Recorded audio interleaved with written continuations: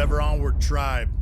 You know, we made this movie a few years ago called Act of Valor. Anybody that follows me knows it. You might not follow me and know it as well, but it was real stories kind of pulled out of our SEAL heritage to make that film. When we were making that film, the directors and I and a couple other guys in the film got to know each other well.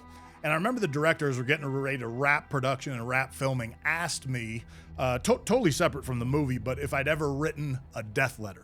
Now, that sounds harsh. It is, but if you know what it means, you know what it means. If you don't, I don't want to lose you.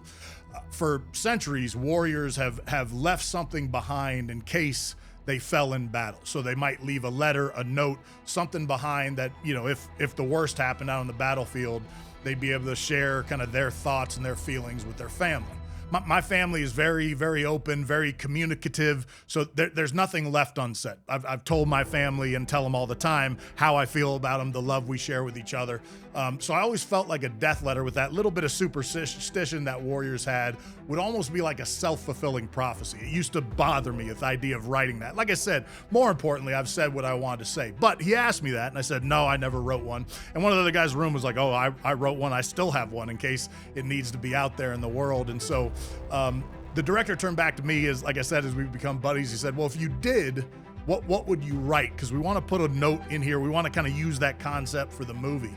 And I've written things that equate to that. I put one in my first book where I kind of did a whole page or a page and a half to kind of what I want my daughters to know.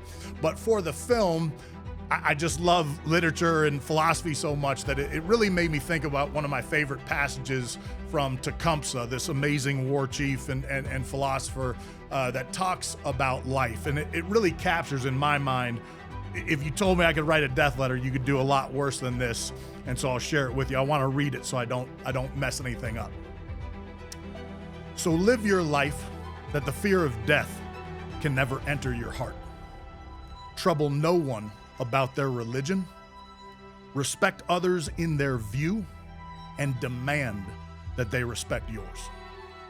Love your life, perfect your life, beautify all things in your life. Seek to make your life long and in purpose to the service of your people. Prepare a noble death song for the day when you go over the great divide.